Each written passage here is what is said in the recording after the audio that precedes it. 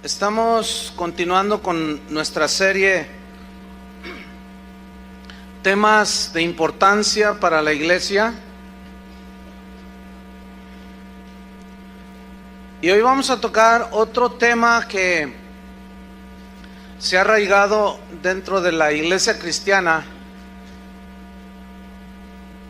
Y es un tema que ha causado pues mucha confusión a los cristianos. Y se titula ¿Es bíblico decretar? Y vamos a leer Santiago 4 versículo 13. Cuando lo tengan digan ya.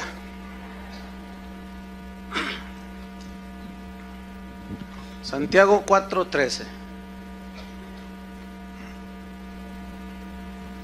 Dice así: vamos ahora los que decís, hoy y mañana iremos a tal ciudad y estaremos allá un año y traficaremos y ganaremos, cuando no sabéis lo que será mañana. Porque, ¿qué es vuestra vida? Ciertamente es neblina que se aparece por un poco de tiempo y luego se desvanece. En lugar de lo cual deberíais decir: si el Señor quiere, viviremos y haremos esto o aquello. Pero ahora os jactáis en vuestras soberbias. Toda jactancia semejante es mala. Y el que sabe hacer lo bueno y no lo hace, le es pecado. ¿Qué significa decretar? Según la Real Academia Española lo define de esta manera: es el dicho de una persona, la declaración de una persona que tiene autoridad y que tiene facultades para resolver, para decidir lo que se debe de hacer. Por ejemplo, un juez, en base a las evidencias que tiene, él hace una orden, un decreto, y dice: esta persona debe estar 15 años en la cárcel. El juez tiene la autoridad para dar esa orden. Eso es decretar. Se habla también de un decreto de un presidente. Nuestro presidente puede hacer decretos presidenciales por medio de los cuales él dice: de aquí en adelante ya no va a aumentar la gasolina. Decreto presidencial. ¿Cuántos dicen gloria a Dios? Pero también por un decreto presidencial, o sea, algo que él decide hacer porque tiene la autoridad, tiene la facultad para resolver situaciones y para decidir lo que se debe de hacer. También puede expropiar un predio, etcétera, etcétera, etcétera, por decreto presidencial. Ahora bien, ¿cuántos de ustedes han escuchado algo así como esto? Yo decreto que hoy todo me saldrá bien.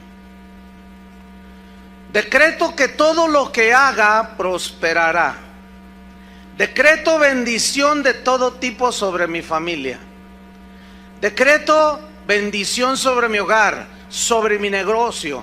Y decreto que Satanás no me tentará. Declaro y decreto que ninguna enfermedad tocará mi vida ni la de mi familia. En el nombre de Jesús, amén. ¿Han oído algo así alguna ocasión? Esta oración es supuestamente una oración cristiana. Ahora vamos a ver un decreto de un esotérico que me encontré allí en internet. Oigamos su decreto de él. Este decreto que voy a leer, o esta declaración de decreto, fue dada el 16 de noviembre del 2007, es decir, poco más de 3 años. Y dice el decreto así: decreto que no haya miseria en el mundo. ¿Ya se fue la miseria? Bueno. Decreto que el hambre desaparezca. ¿Ya se fue el hambre en el mundo? Decreto que los mares no se contaminen. Había de ver a Chapal aquí. Decreto que los animales sean libres y que puedan correr sin miedo alguno. El que va a correr soy yo. Imagínate un tigre ahí corriendo en libertad. Pero este está bien romántico. Este decreto está romántico.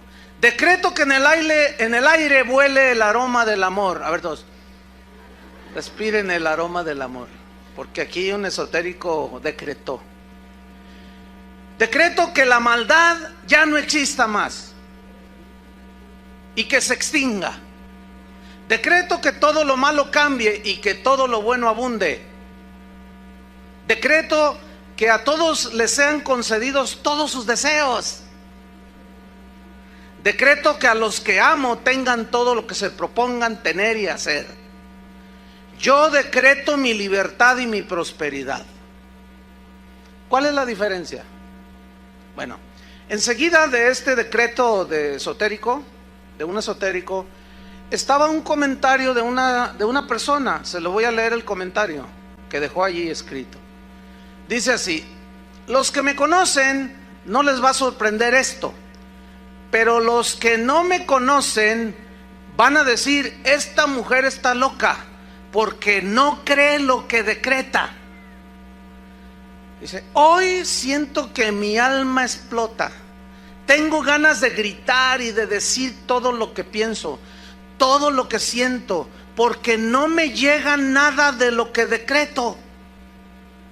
Ya llevo días en que pienso mucho en esto. Por más que decreto, me pasan cosas y me dan impotencia, me da tristeza y quiero encontrar la solución, quiero tenerla, me siento frustrada al no encontrarla. Por más que declaro y decreto, no sucede nada. ¿Por qué? ¿Alguien me puede ayudar? Atentamente, frustrada. Bueno, ese es del lado esotérico.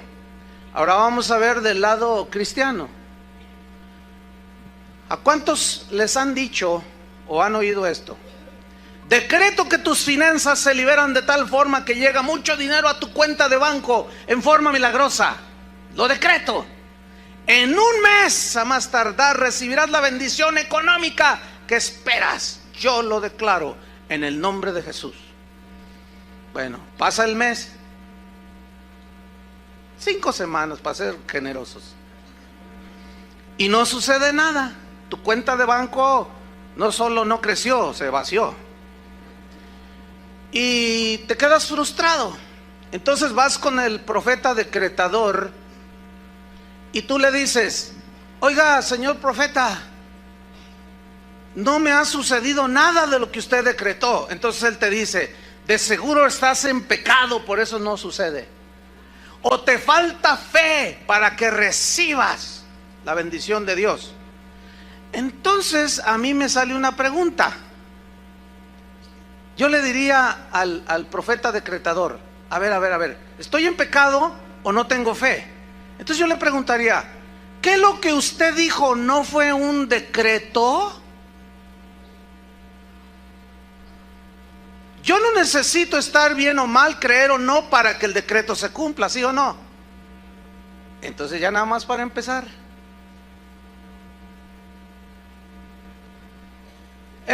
Bueno, contesta el profeta decretador, ¿verdad? A ver, contésteme, señor profeta. Bueno, te reprendo, Satanás, por cuestionarme. Bueno, entonces esto ya no es ni decreto tampoco, porque no se cumplió. Y un decreto se debe cumplir, ¿sí o no? Según la definición. Entonces, si no es un decreto, entonces no es ni más ni menos que un conjuro chamánico. ¿Qué es un conjuro? La Real Academia Española define conjuro como una fórmula mágica que se dice, como una expresión que se recita o algo que se escribe con el fin de conseguir algo que se desea. Es una declaración mágica para que algo suceda. O sea, yo decreto, yo hago, yo digo, con la esperanza de que suceda. Pero resulta que entonces ya no es un decreto, porque el decreto se cumple. El único que puede decretar en ese sentido, de una manera soberana, es Dios. ¿Por qué? Porque Él es el Rey de Reyes, Él es el soberano Señor del cielo y de la tierra. ¿Qué significa que Dios es soberano? Significa que nadie le dice a Él lo que haga, que Él no le pide consejo a nadie, que nadie le da instrucciones. Significa que Él tiene todo el poder y la autoridad para hacer como bien le plazca. Eso significa que Dios es soberano. Deuteronomio 26, versículo 16. Deuteronomio 26, 16. Dice así: Jehová tu Dios te manda hoy. ¿Quién es el que manda, hermanos? Dios. Hasta donde yo sepa, no han cambiado los planes de Dios. Él sigue gobernando la iglesia, Él sigue siendo cabeza de la iglesia. Y en la cabeza está el cerebro, que es el que ordena, ¿cierto? Entonces, queda claro, no hay ningún problema, ¿verdad? ¿Quién es el que manda? Dios, ok. Jehová tu Dios te manda hoy que cumplas estos estatutos y decretos. ¿Quién es el que va a decretar cómo se hagan las cosas? Cómo se digan las cosas, cómo creas las cosas, cómo se deben de hacer las cosas. ¿Quién es el que decreta? Dios. Cuida pues de ponerlos por obra con todo tu corazón y con toda tu alma. Has declarado solemnemente hoy que Jehová es tu Dios. El problema con el decreto y la declaración es que son diferentes. Una declaración es algo que ya, por ejemplo, yo digo, yo declaro que el Señor está aquí. Eso no es un conjuro, sino es una aseguración, porque el Señor está aquí, porque Él prometió estar con nosotros todos los días hasta el fin del mundo. Entonces, yo declaro y proclamo que el Señor está con nosotros. Esa es una verdad. No estoy diciendo decreto que Él está aquí. No, ¿cómo que decreto? Suena hasta raro, ¿no? Entonces no hay que confundir lo que es una declaración de algo que Él ya hizo a un decreto que es lo que yo quiero y ordeno que suceda. Entonces estamos viendo que Dios es el que decreta. Pero luego dice en el 17: y tú has declarado solemnemente hoy que Jehová es tu Dios, y que andarás en sus caminos, y guardarás sus estatutos, sus mandamientos y sus decretos, y que escucharás su voz. Entonces, según esta definición de decretar, según la Real Academia Española, que es la autoridad y facultad que tiene una persona para resolver asuntos, para decidir lo que se debe y no se debe hacer, en base a esa definición, a mí me surgen dos preguntas. Número uno: ¿será bíblico que los cristianos decreten y digan lo que debe suceder? Número dos: ¿será bíblico que los cristianos decreten su prosperidad? ¿Será bíblico que los cristianos decreten su felicidad o su éxito empresarial? Yo encontré por lo menos 3 problemas graves en esta doctrina. Número 1: agrede a Dios. ¿Por qué? Porque agrede a Dios mismo en sus planes que Él tiene para cada uno de nosotros. Por ejemplo, cuando yo me convertí, Él tenía una voluntad específica para mí, como lo tiene para ti.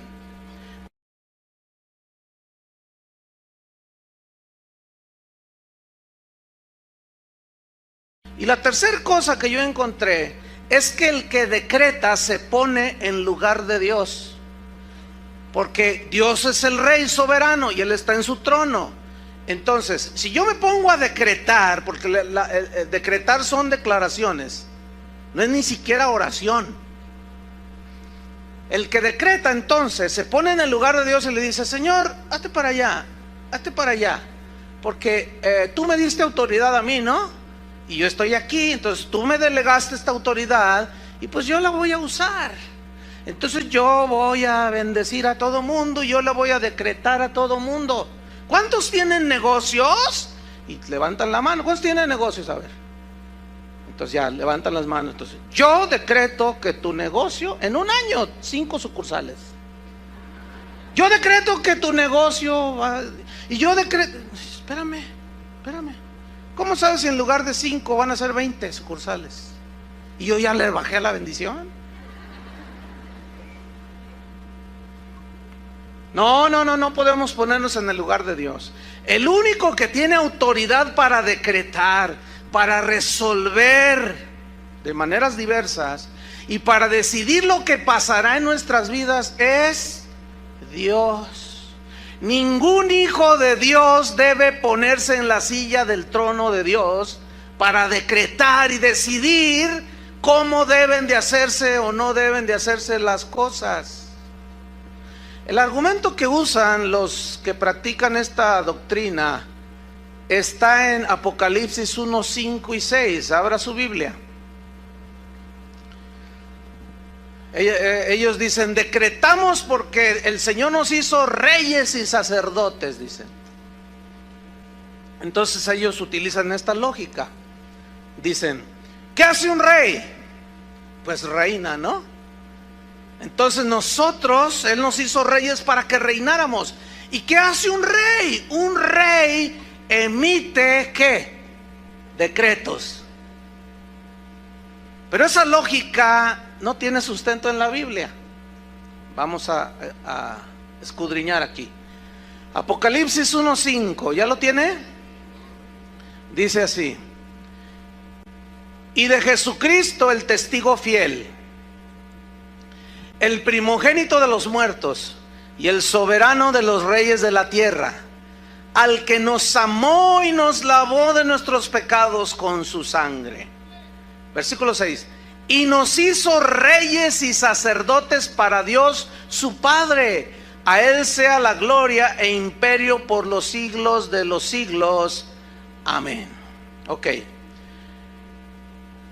Estas personas interpretan estos versículos así. Esto es tomado de una predicación de uno de los que decretan de esta manera, y él está enseñando a un público amplio. Y dice: la autoridad de rey que tenemos es un derecho delegado por Cristo a sus hijos, y esta autoridad es para ejercer dominio y señorío. Dios le ha dado a cada creyente el derecho de ejercer poder y autoridad en su nombre. Poder es la habilidad divina para obrar cualquier cosa. Pongan mucha atención a lo que dice, ¿eh?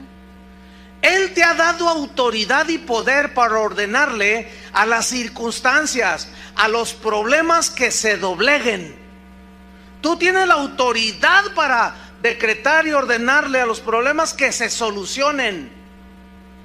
Lo único que debes hacer es decretarlo en el nombre de Jesús. Simplemente tú le dices en el nombre de Jesús a las cosas y tú lo decretas, y estás usando el poder que Dios te dio y lo liberas a través de tu boca. Tu boca Dios te la dio para decretar, para atar y desatar. Esa situación temporal, tú, como decían, tú le vas a decir: esta situación temporal por la que estás pasando, como que él está poniéndoles un ejemplo, va a pasar tan pronto como tú le ordenes que se vaya, y que ordenes a los cielos y le des órdenes a la tierra en el nombre de Jesús. Entonces el mundo de las tinieblas tiene que oírte y tiene que obedecerte a ti, porque eres hijo del Dios Todopoderoso y tú eres intocable. Wow.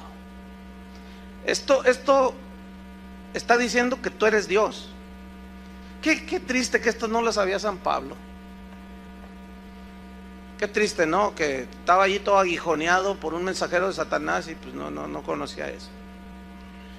La mayoría, bueno, la pregunta aquí es: Apocalipsis 1, 5 y 6. ¿Eso es realmente lo que dice? ¿Lo que significa nos hizo reyes y sacerdotes? Porque de ahí se toman ellos. Escúcheme bien, la mayoría de las mejores traducciones de la Biblia traducen estos versículos. Es muy interesante que lo traducen semejante del griego. Si nos vamos al griego, sale sin duda el verdadero sentido de la frase nos hizo reyes y sacerdotes para Dios su Padre. Y se lee de esta manera en el griego y en algunas versiones ya traducidas contemporáneas. Se lee así: Jesucristo, que nos amó y nos lavó de nuestros pecados con su sangre, escuche, ha hecho de nosotros un reino para Él. ¡Qué diferente! Y fíjense qué sentido recobra. Nos hizo para Él un reino.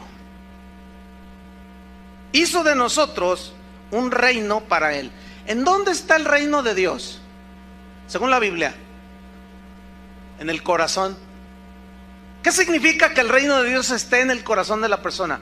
Que sus decretos, sus mandamientos, su palabra mora en nuestros corazones, ¿cierto? Y donde hay un reino, hay un rey. No puede haber dos reyes. Y Cristo, el rey de los verdaderos cristianos, es el que reina en ese reino que somos tú y yo. ¿Me expliqué? Entonces mira cómo recobra sentido. El que nos lavó de nuestros pecados con sus sangres ha hecho de nosotros un reino para Él. Él necesitaba que morar en nosotros para poder gobernarnos. ¿Entienden? Ha hecho para Él de nosotros un reino y nos hizo sacerdotes también para que sirvamos a Dios su Padre. A Él sea el poder y la gloria por siempre, así sea. Ok. Cristo gobierna, tiene su reino implantado en sus hijos, ¿sí o no? Porque un reino, pues es donde Él gobierna, es el área donde Él gobierna. Ok. Como Él es el rey, Él es el que nos gobierna a nosotros. Entonces, ¿dónde está lo que nosotros somos reyes? No tiene sentido. No puede haber dos cabezas. Porque como dice la Biblia, serían un monstruo, ¿verdad que así dice? Solo hay una cabeza. ¿Y esa cabeza quién es? Cristo. Solo hay un rey. Cristo. Ok, somos reyes. Él es el rey de reyes. ¿Contento? Entonces, si Él es el rey de reyes, significa que Él sigue reinando sobre cualquier rey. Y si Él sigue gobernando sobre cualquier rey, ¿quién se debe someter a quién? Nosotros debemos de someternos al rey soberano, al que dicta y decreta cómo se hagan las cosas. Porque es Él el que dice Él es el que dice cómo nos acercamos a Dios. Él es el que dice cómo nos debemos de arrepentir.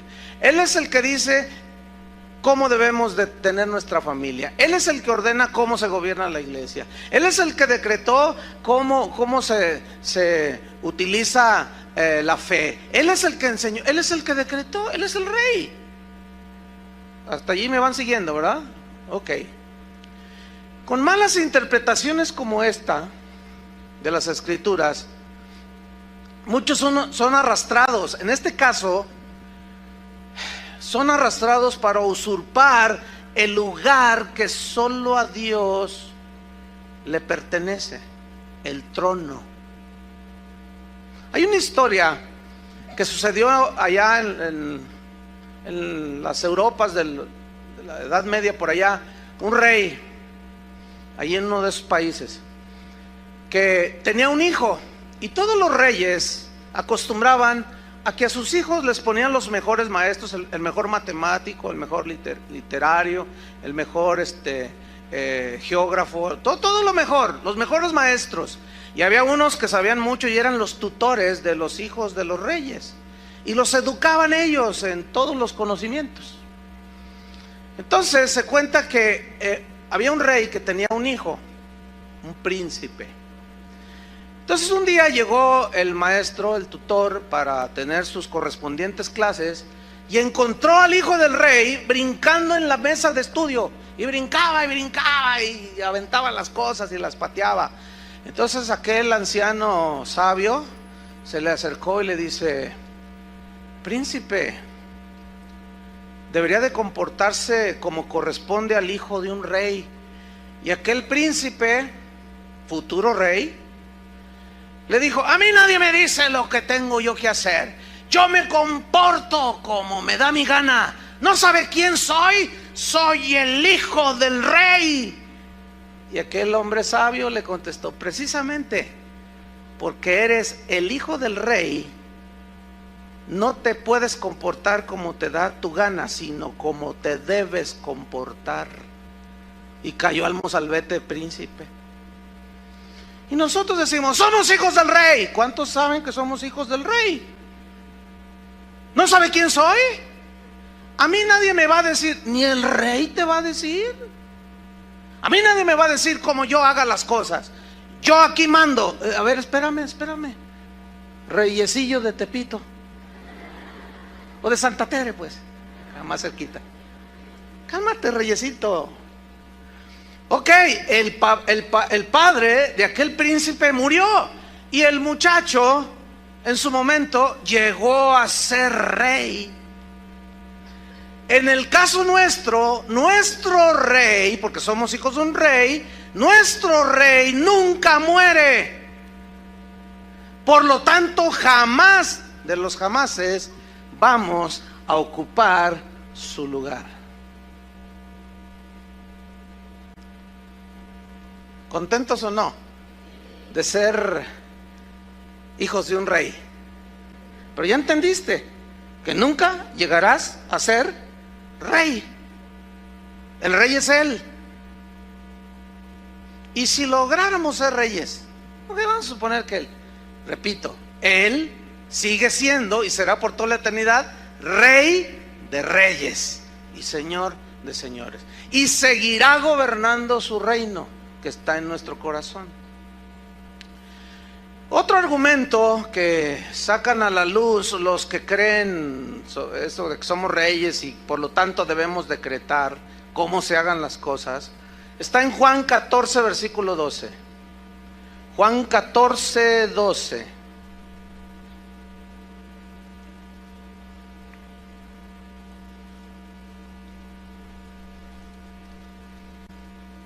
Algunos se confunden un poco y dicen: pastor, entonces ¿cómo entender los pasajes cuando dice en Marcos: vayan y prediquen el evangelio, en mi nombre echarán fuera demonios, en mi nombre los enfermos sanarán, en mi nombre esto, en mi nombre esto? Bueno, esa autoridad sí se nos dejó. Oramos nosotros en su nombre por un enfermo, pero ¿quién es el que lo sana? Dios. Ahora, ¿cuántos saben que no todos los enfermos se sanan cuando oran por ellos? ¿Por qué? Porque sobre de eso está la soberana voluntad de Dios. Así es, la respuesta es sencilla. Juan 14, 12. ¿Ya lo tiene? Dice así, este es otro argumento que los decretadores sacan a la luz. Dice así, pongan mucha atención, dice: de cierto os digo, el que en mí cree. Entonces yo les pregunto a ustedes, ¿cuántos creen? Bien. El que en mí cree, las obras que yo hago, él las hará también. ¿Cuántos dicen amén? Pero luego dice: y aún mayores hará, porque yo voy al Padre. Uy, ¿cuántos han escuchado algo como esto? ¿Qué dijo Jesús ahí? Que todas las cosas que Él hizo, nosotros las vamos a hacer. Y no solo como Él, sino aún mayores. Y todos, ¡ah! ¿Ha oído eso? Ellos interpretan así: Cristo nos dejó la autoridad para hacer milagros y maravillas, aún mucho más grandes que los milagros que Él hizo y que las maravillas que Él hizo. Pero para fin de que sucedan, tenemos que decretarlo, dicen. Él lo dijo ahí, ¿sí o no? La gente dice, amén.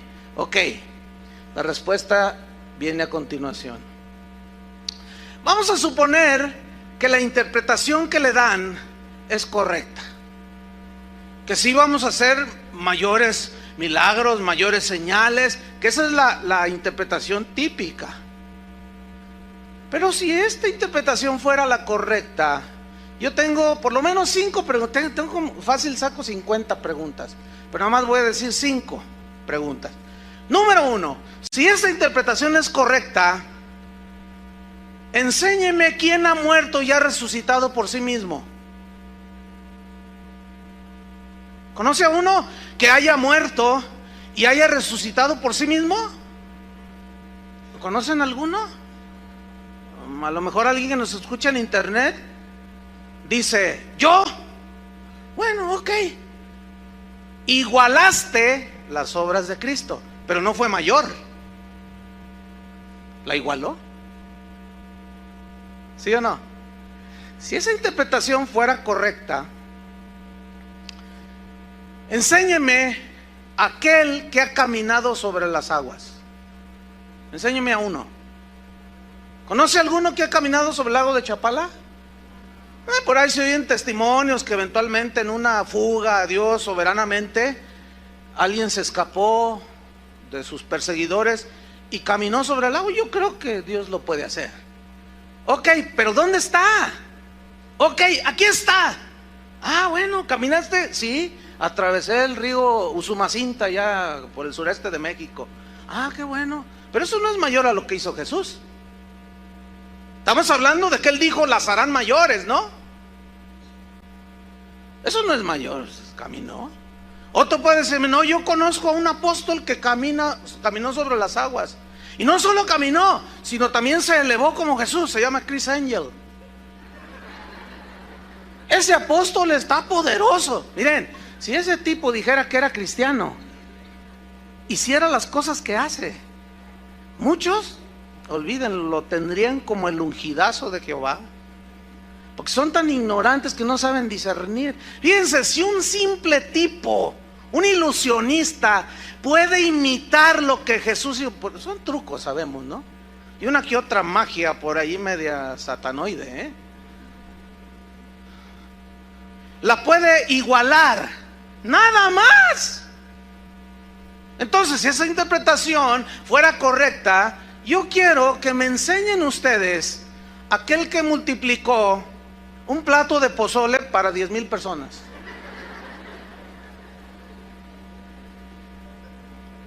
Que hayan ido, no sé, a lo mejor había una campaña a las afueras de Guadalajara y había allí 2,000 personas y alguien de buena, no había vendimia, no había cosas que vendieran, los Oxxos quedaban muy lejos.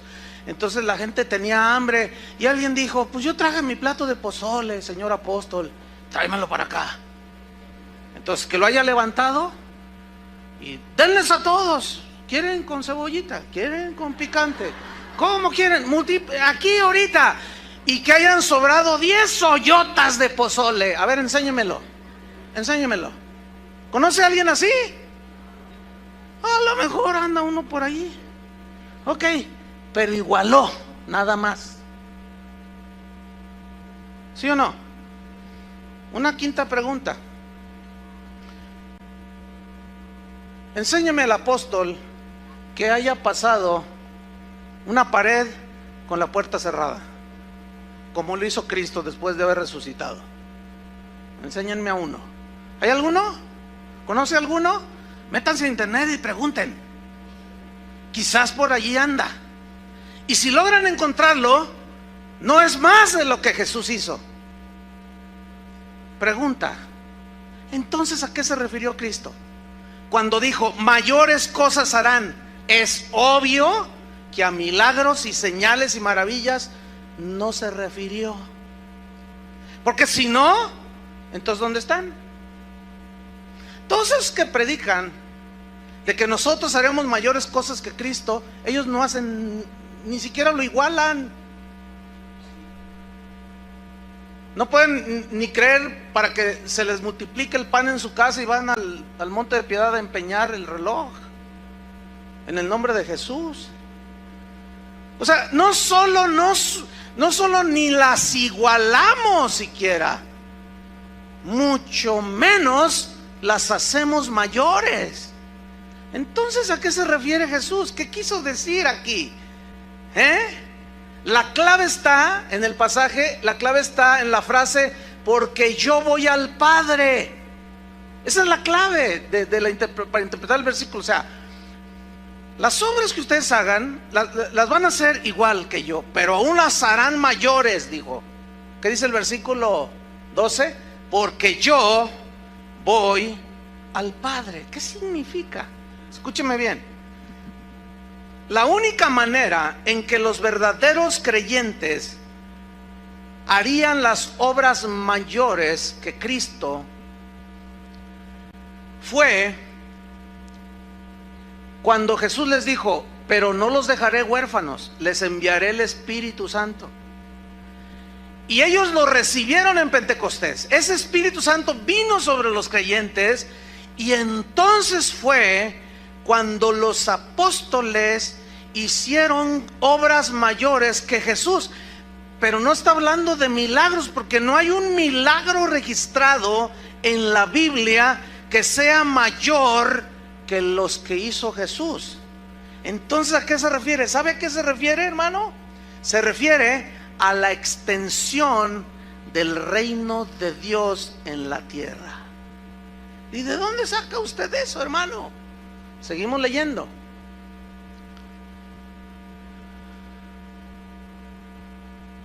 El versículo 13.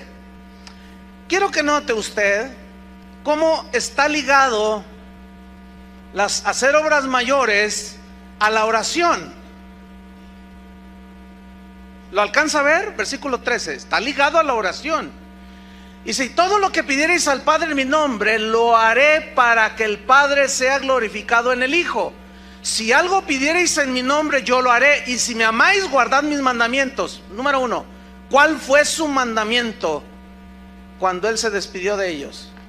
Id y predicad el Evangelio. O sea, extiendan el Evangelio. En mi nombre echarán fuera demonios. En mi nombre orarán por los enfermos, sanarán. En mi nombre harán estas cosas. Pero ya establecimos y vimos que no se refería a lo milagroso, sino a la extensión del reino. ¿Por qué? ¿Saben por qué, hermanos? ¿Sabían ustedes que Jesús no viajó más allá de 300 kilómetros a la redonda? Él nunca salió de la región de Judea. Nunca salió. Sus 33 años que Él vivió, ahí los vivió. 300 kilómetros a la redonda, nunca salió. Jerusalén no llegaba ni a 60,000 la población de ese tiempo. Entonces, ¿qué sucede cuando viene el Espíritu Santo que les prometió? Ellos fueron por todos lados. ¿A dónde? Alrededor del mundo, ¿cierto? Cumpliendo el mandato de Jesús. Vayan y prediquen. Ok. ¿Sabe que el apóstol Pablo viajó, hizo 3 viajes misioneros y superó a Jesús el número de gente a la que le predicó? Superó a Jesús con mucho los países y las naciones que Él tocó con sus pies y predicó. A eso se refería.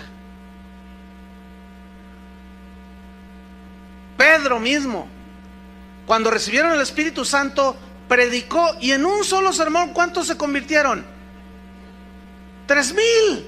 Estableció el reino de Dios en 3,000 nuevos creyentes. ¿Sí o no? A Jesús nunca se le convirtieron 3,000 en un mensaje. Al contrario, al final de su vida se quedó con 11. ¿Sí o no? A eso se refería. Te voy a decir algo, hermano. En los años 90 yo hice un viaje. En esos años yo viajé muchísimo por todo el mundo. Hice un viaje en una ocasión, en los años 90, al Sudamérica. En un mes, hermano, yo le prediqué a más de 1 millón de personas. En un mes. Eran estadios de 70,000, 80,000 personas, 50,000. Hubo explanadas que la gente ni supo cuánta gente iba. El sistema de audio que usaban, como esas bocinas que están ahí arriba, equivalían por lado, llenaban hasta arriba todo lo que es esta plataforma, por lado.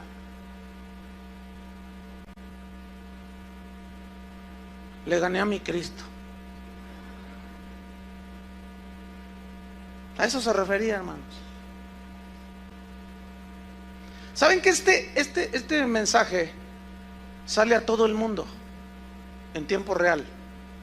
En este preciso momento del registro que tenemos, hay, no sé ahorita cuántos países serán, que nos escuchan ya continuamente, pero 150 países, más de 5,000 ciudades principales de esos países. En este momento están escuchando esto. ¿Sabe a cuántos miles de personas equivale eso? Imagínense nada más. Cuando yo termino de predicar, en una hora, la gente descarga hasta 8,000 veces, 8,000 descargas en una hora este mensaje, en una hora. Yo me asusto. Cristo nunca tuvo un auditorio así. No sé si me estoy explicando. O sea, lo que estoy diciendo obviamente está lejos de jactancia y esas cosas, ¿no? Usted entiende. Pero ya ve que hay gente que saca del contexto los audios y luego te hacen que hagan lo que quieran. ¿Sabe usted que en los tiempos de Jesús, Jerusalén tenía 55,000 habitantes? Y la fiesta más concurrida era la fiesta de la Pascua, que venían de África, venían de Asia, gente que se desplazaba, inundaban las calles de Jerusalén, y como son estrechas, o sea, aquello era un hervidero de gente. A lo más se juntaban 180,000 personas. Bueno, 180,000 personas nunca fue un auditorio al cual Jesús le hablara. El auditorio más grande al que Jesús predicó fue en el sermón, cuando él multiplica los panes. Dice que había 5,000 varones, sin contar las mujeres y los niños. Y vamos a ser generosos, vamos a poner 20,000 personas, contando las mujeres y los niños. Ya ven que son las que más abundan y los que más abundan son como más nobles con el Señor y como que se acercan más al Señor. Y los varones hasta se duermen cuando van a la iglesia. Entonces 20,000, bueno, vamos a ser generosos, 25,000. Ese fue el auditorio más grande de Jesús. Mire, yo no tengo el cálculo, pero ¿se puede imaginar cuánta gente me está escuchando ahorita? No sé. Dice Héctor Ursúa que el contador parece reguilete, que no se para. Cuando la gente ingresa a la página, porque hay un contador que registra cuántas visitas son. Con el desafío del ministerio dice, ¿sabes qué? Hubo récord de audiencia, fueron quién sabe cuántos puntos y quién sabe cuánta cosa, que solo los entendidos en eso saben entender. Pero a eso se refirió Jesús, hermanos, no a hacer milagros más grandes que los de él, porque ¿dónde están? ¿Dónde están? Entonces es obvio que no se refería a eso, sino a la extensión del reino. Entonces estamos llegando a una conclusión. ¿Son bíblicos los decretos que hacen los cristianos? A mí me interesa No que funcione, sino qué dice la Biblia. ¿Sí o no? Entonces, cuando yo voy a la Biblia, porque esto es para los que creen en la Biblia, no todos los que se dicen cristianos creen en la Biblia, ¿eh? Hay unos, como por ejemplo los católicos, dicen creemos en la Biblia, pero en las tradiciones también, en la tradición de la iglesia. Otros dicen, bueno, creo en la Biblia, pero en la revelación de mi apóstol. Creo en la Biblia, pero en las revelaciones proféticas que me da Pancho Pantera, el profeta Pancho Pantera. No. Las escrituras son la fuente para el cristiano, son la única fuente de revelación para el cristiano. Entonces las escrituras son las que nos van a decir a nosotros qué creer y qué no creer, no lo que se me antoja a mí, porque son los decretos de Dios. Pablo decía, deben de acostumbrarse a no pensar más allá de lo que está escrito, les dijo a los corintios. Entonces a mí me interesa qué dice la Biblia. Ahora, ¿cómo enseñó Jesús a orar? Porque él enseñó a sus discípulos. Vamos a Mateo, vamos rápido. Mateo capítulo 6, versículo 6. Aquí está el sermón del monte, curiosamente, que empieza desde el capítulo 5 hasta el 7. Y está enseñando a una multitud que estaba allí en el monte, a las faldas del monte. Y él se sentó y comenzó a enseñar a sus discípulos. Y aquí en Mateo 6, versículo 6, él está enseñando sobre la oración. Pregunta, ¿por qué no les enseñó sobre decretar? ¿Ah? ¿Por qué él no les iba a enseñar algo que le compete a él solamente? Así de fácil. Mateo 6:6. ¿Listos? Dice así, él está enseñando. Mas tú cuando decretes, ¿así dice? No, porque ni siquiera el decretar es oración. El decretar es una afirmación. ¿Sí o no? No, aquí Jesús dice, cuando ores. ¿Qué es orar? ¿Alguien puede decirme qué es orar? Hablar con Dios, así de sencillo. Señor, estoy triste. Fortaléceme, mi hijita está enferma, Señor, necesita sanidad, yo sé que tú puedes sanarla. Entonces tú le pones tus manos y oras por ella en el nombre de Jesús. Y tú estás orando, o simplemente estás orando y le estás diciendo, gracias Señor por estos alimentos que me voy a comer, por este plato de pozole no multiplicado.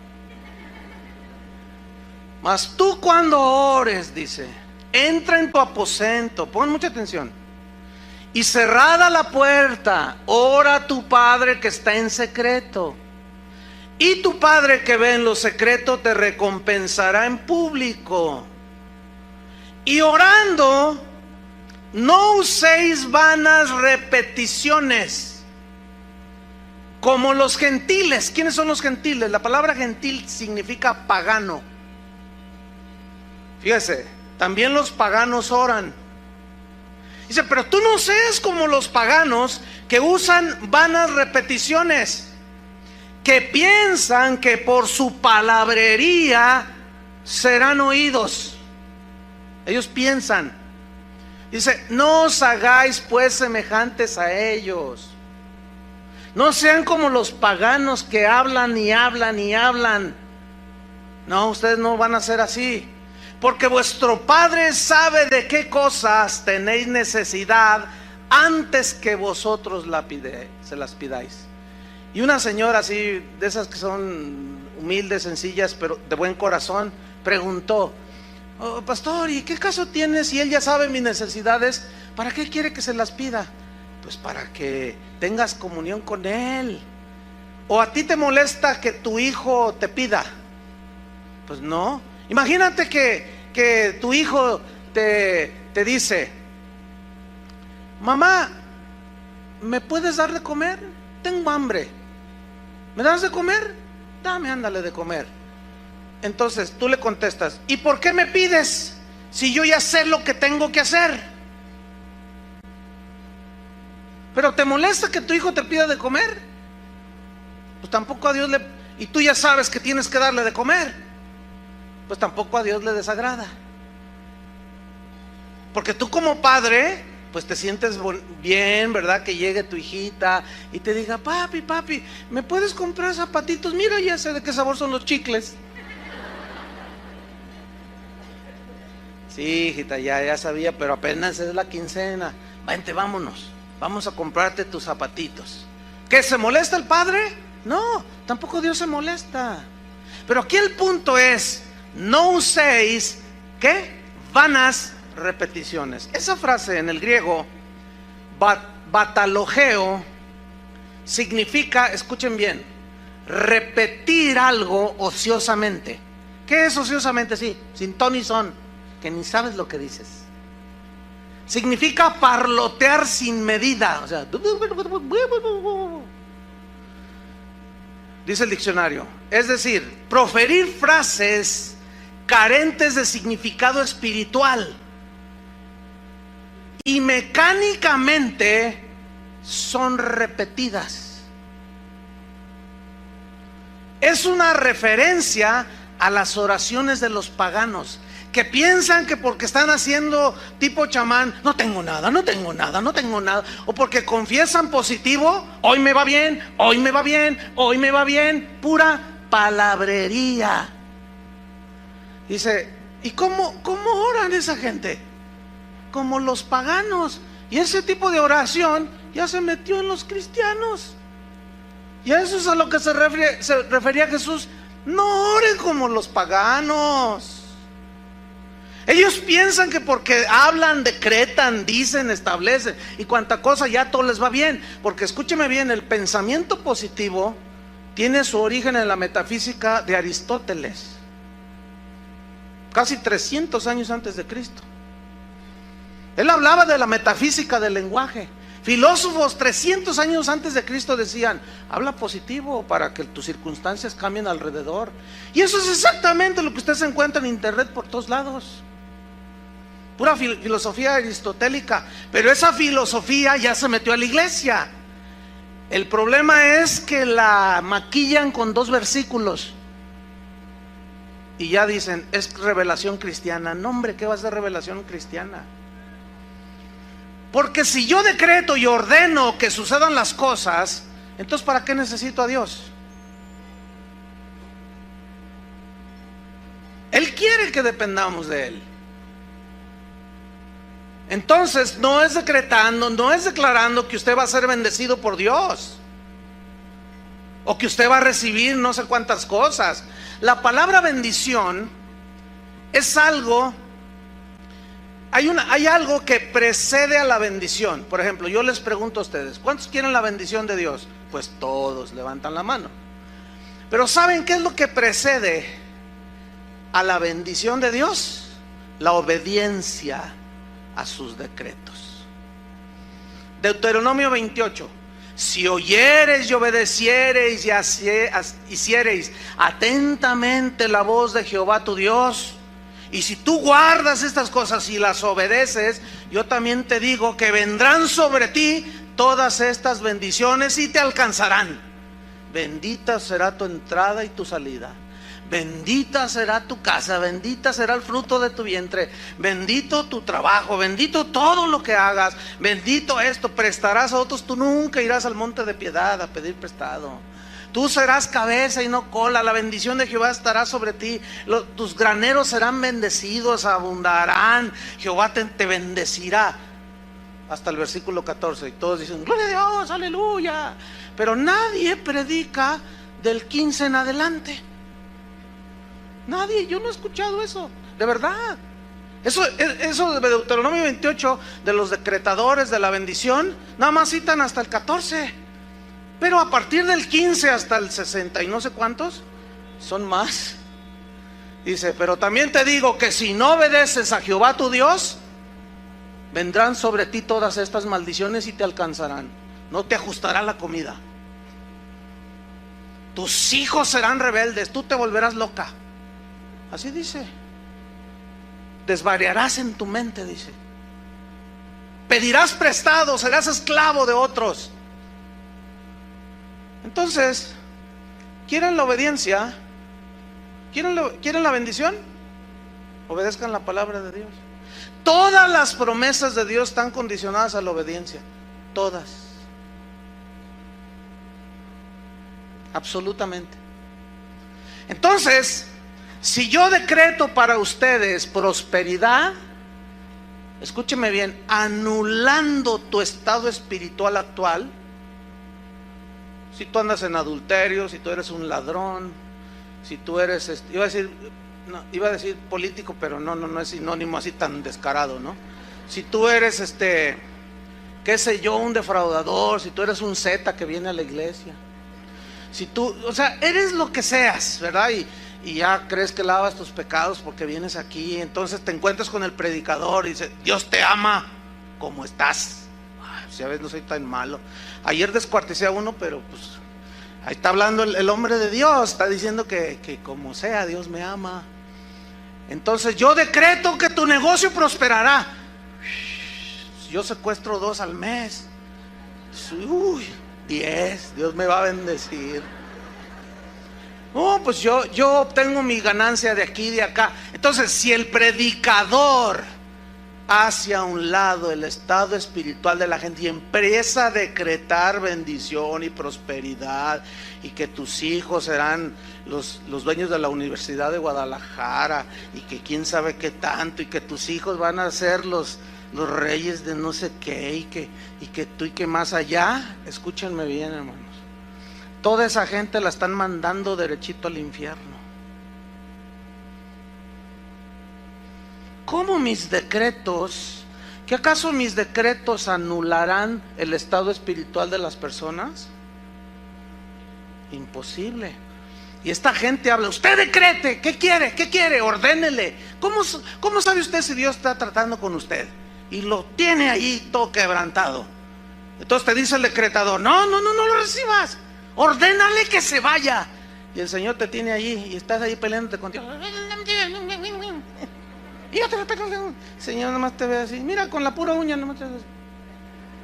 Y por más que decretes, estimado hermanito, reyesito de la del Fresno, no por eso cambiarán los planes de Dios. ¿Conocen el Salmo 1? Bienaventurado el varón que no anduvo en consejo de malos. ¿Oyeron, varones? No, pues piden oración para que Dios los prospere y se juntan con lo peor de Guadalajara. Hacen lo que hacen ellos. ¿Cómo quieren bendición? Bienaventurado el varón que no anduvo en consejo de malos, ni en silla de escarnecedores se ha sentado, sino que en la ley de Jehová medita de día y de noche. Sí, cómo no. Meditan de día y de noche. Se la pasan viendo la televisión. Y así quieren la bendición. ¿Por qué tengo malos pensamientos, pastor? Libérame. ¿De qué te libero? Es que tengo muchos pensamientos. Haga una oración de liberación. No, espérame. No. Lo que tienes que hacer es meditar en la palabra de Dios. Llena tu corazón, tu mente de los pensamientos de Dios y verás cómo se van los otros. Pero todo quieren mágico. ¿Entienden? Quieren decretar que es algo mágico. Quieren oraciones mágicas. No, hermanos. El hombre, pues, que camina, como dice el Salmo 1, será como un árbol plantado junto a corrientes de agua, que da ¿qué? Fruto en su tiempo, y su hoja no cae, y todo lo que hace prosperará. Fíjense todo lo que dice antes de la prosperidad. No son los decretos, hermanos. No. Es la obediencia. ¿Acuerdan de Abraham? ¿Han oído de Abraham, no? Dice, no lo busquen, en Hebreos 11:8 dice, por la fe Abraham, siendo llamado, obedeció. Ahí está la clave. Obedeció para salir al lugar que había de recibir como herencia. Muchos quieren la herencia y no obedecen. Aunque decretes, mi estimado. Abraham, para fin de recibir la herencia, ¿qué es una herencia? Es riqueza, ¿no? ¿Alguno de ustedes ha recibido una herencia algún día? ¿Cuántos han recibido herencias? Algunos han recibido una herencia. Pues, ¿qué se siente? Bueno, a mí me dejó también algo mi papá, ¿verdad? Pero hay algunos que les dejan bastante, ¿no? Imagínate, ¿no? Pues esto te dejó tu papá, entonces tú ves ahí y dices, ay, pues gracias, papi, ¿verdad? Pues soy tu hijo, ¿verdad? Y quedaste bien bendecido materialmente. Una herencia, ok. Pero en el caso con Dios, sus promesas son nuestra herencia. Pero para fin de tener y que las promesas de Dios se cumplan en nosotros, ¿qué pide Dios? Obediencia, hermanos. Le dice a Abraham, salte de tu tierra y de tu parentela. ¿A dónde tú salte? ¿A dónde? Que te salgas. Dice que salió sin saber a dónde iba. Eso sí, es obediencia, hermanos. Yo me lo imagino así. Y Sara más asustada. Sara, vámonos, agarra tu maleta lo que puedas. Y ahí venía la señora. ¿Y a dónde vamos a ir? ¿Cuál autobús tomamos? Pues no, mira, todavía no se inventan, Sara. Pero vamos a caminar, vamos a ver. No, Dios no me dijo a dónde. Dice que salió sin saber a dónde iba. Y en ese obedecer a Dios, el Señor lo guió y lo guió. Fíjate qué tremendo. Hermanos, no es por decretos, ni por anhelos de nosotros, es por obediencia. Pero escúchenme bien, aún siendo obedientes, eso no significa que no va a haber pruebas en tu vida. Job era un hombre temeroso de Dios, justo, recto, íntegro, y Dios lo probó bien tremendo. ¿Qué me dice de Pablo? Pablo era un varón de Dios, temeroso de Dios, ¿sí o no? Irreprensible en los caminos del Señor, fiel a Dios hasta la muerte. Y lo persiguieron, una vez lo apedrearon, le dio un aguijón porque se querían enorgullecer, y el Señor le mandó un aguijón ahí para que tumbarlo y humillarlo, y que él no confiara en sí mismo, y lo postró allí en tierra, aún siendo un siervo obediente, hermano. Entonces estamos llegando a la conclusión de que ¿quién es el que gobierna? ¿Quién es el que establece cómo se hacen las cosas? ¿Quién es el que decreta qué decir, qué hacer y qué no hacer? Dios. Y de nosotros ha hecho un reino para Él, donde Él reina. Y yo debo dejar que Él reine. Y yo tengo que ser humilde ante el Rey de Reyes y Señor de Señores. Para irnos sobre el final, Santiago 4:13, que fueron nuestros textos iniciales. Santiago 4:13 al 17. Ahora, fíjese cómo cobran vida estos versículos después de lo explicado. Sígame ahí en Santiago 4:13. Dice así: vamos ahora, como diciendo, ya cálmate, cálmense ya. ¿Qué se creen? Eso es lo que significa vamos ahora. Síganme. Vamos ahora, ya cálmense. Cálmate, Juanito, ya con tus cositas. Cálmense ya los que dicen, hoy y mañana iremos a tal ciudad y estaremos allá un año y traficaremos, comerciaremos, significa, y ganaremos. Cálmate, le dice Santiago. Cuando no sabéis, versículo 14, cuando no sabéis lo que será mañana. ¿Cuántos de ustedes saben si van a amanecer mañana? A lo mejor saliendo te aplasta el tren. A ver, ¿quién tiene asegurado la vida? No, dice, cálmate. Esos, vamos, cálmense. Los que andan allí diciendo que yo esto, lo otro, y que voy a hacer esto y que no sé qué. Cálmate. No sabes lo que será mañana. Porque ¿qué es vuestra vida? A ver, les pregunta.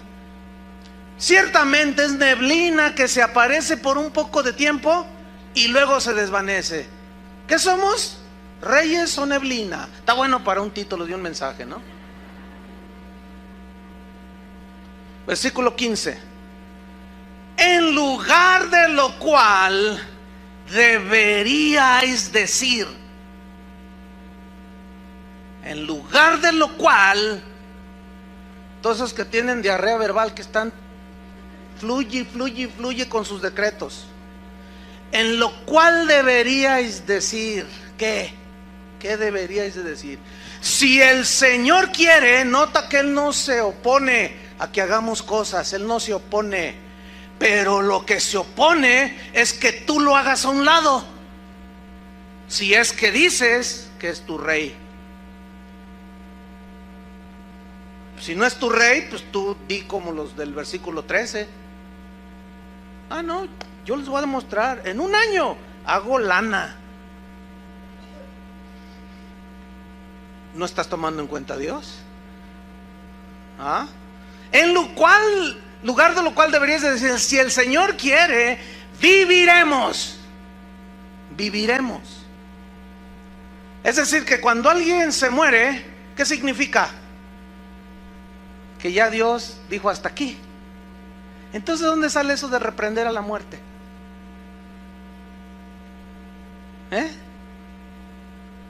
Porque he oído a los cristianos, ¿no?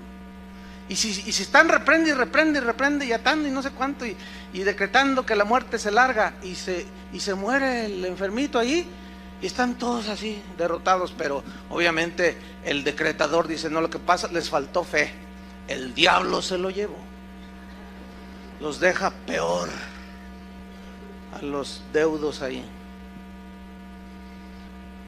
De lo cual deberíais decir, si el Señor quiere, viviremos y haremos esto o aquello. 16, pero ahora, dice Santiago, os jactáis en vuestras soberbias. ¿A qué soberbia se refiere? A que la gente de ese tiempo de Santiago decía, yo voy a hacer esto, voy a ganar, yo voy a hacer esto, voy a hacer lo otro. Cálmate, soberbio. ¿Y dónde está la voluntad de Dios para ti? ¿Y dónde está Dios allí en todo lo que tú quieres hacer? Bueno, es que Él nos dejó la autoridad para decretar. ¿Y quién te dijo eso? ¿Quién te enseñó eso? No seas soberbio. Dice el 16, pero ahora os jactáis en vuestras soberbias. Toda jactancia, escuchen, semejante es mala. ¿Qué significa jactancia semejante? Que hagas a un lado a Dios. Que me quiero casar, pregúntale si es el hombre, pero no se le preguntes después de que te casaste, que eso es bien común. Ya se casaron, ya les pusieron sus golpizas. Pastor, ¿será el hombre de Dios para mi vida? ¿Qué quieren que les diga? ¿Que sí o que no? Ante las evidencias. Pero no tomamos en cuenta a Dios. ¿Quieres hacer un negocio y ni te acuerdas de Dios? ¿Quieres hacer cualquier cosa? Ni te acuerdas de Dios. Eso es jactancia, eso es soberbia, eso es hacer un lado a Dios. En lo cual deberíais decir, si Dios quiere. ¿Saben que un hermano hace 1 año y medio me dijo, pastor, fíjate que Dios nos bendijo, bueno, recibimos una herencia y bueno, a mí Dios me ha bendecido, queremos hacerte a ti y a tu esposo un regalo de aniversario de bodas. Hermano, ¿de veras? Sí. Queremos regalarte un viaje a Europa. Órale. Todo pagado, todo. 3 semanas y media, casi un mes. Pero vamos a hacer un viaje, dice, porque yo te voy a acompañar, me gustaría acompañarte. Vamos a ir a todos esos países donde Pablo predicó. Y vamos a estar en los lugares donde él predicó. Y vamos a ir a donde Martín Lutero predicaba. Y vamos a ir donde John Hus en Escocia. Y vamos a conocer los lugares donde ese era el tipo de viaje. Así, no, pues yo me emocioné. Entonces le dije, bueno, pues oremos y si Dios quiere, vamos. Entonces ya el itinerario y todo, me dice, mira, este es el primer viaje, de aquí vamos a volar a España, si Dios quiere, ahí vamos a estar 2 días, vamos a visitar ahí no sé qué, a Barcelona, donde desembarcó quién sabe quién, luego de allí, si Dios quiere, de ahí volamos a Alemania, y si Dios quiere, de ahí nos pasamos, pues Dios no quiso.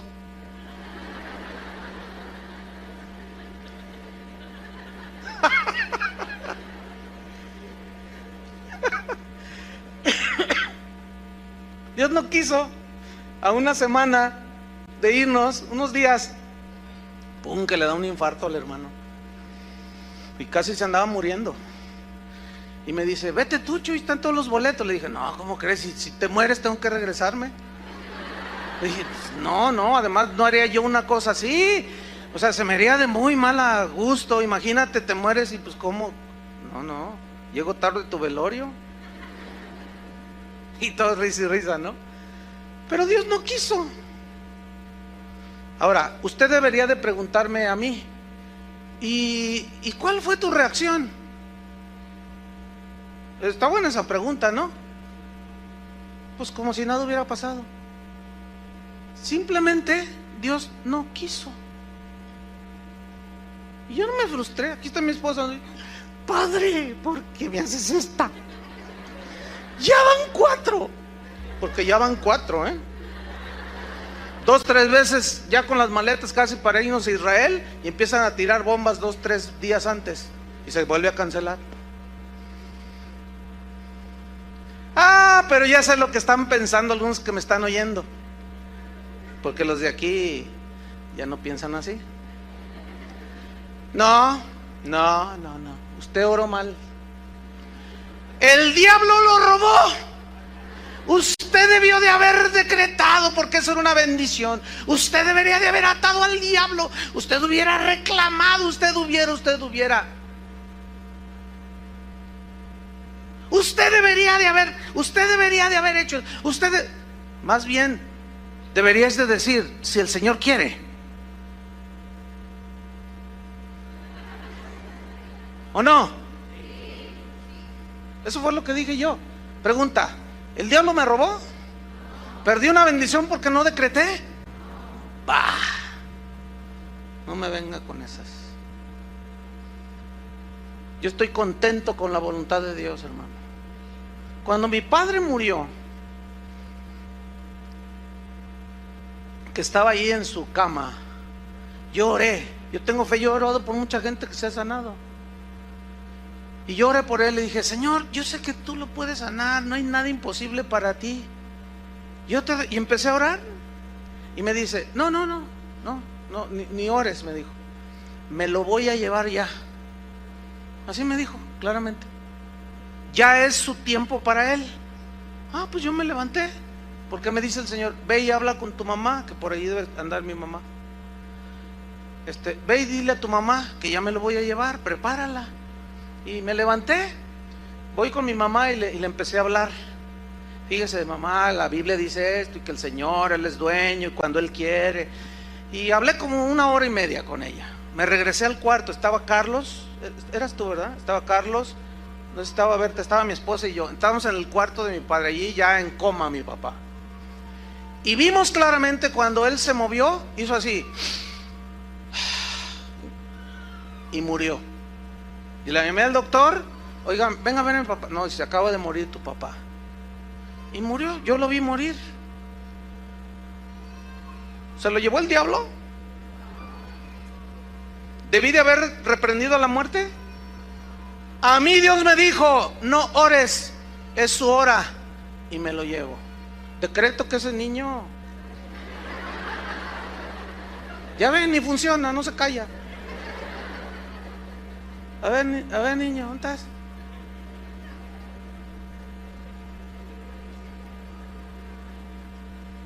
Yo estoy contento con la voluntad de Dios, hermanos.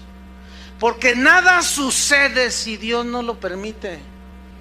Así yo sea el atador más grueso de Ciudad Juárez. Ya ven lo que se dice en Ciudad Juárez. Así yo sea el reprendedor del hombre fuerte de quién sabe dónde. Ahí está la prueba, no funciona el decreto. Por más que se puso peor, mírenlo. Ahí va.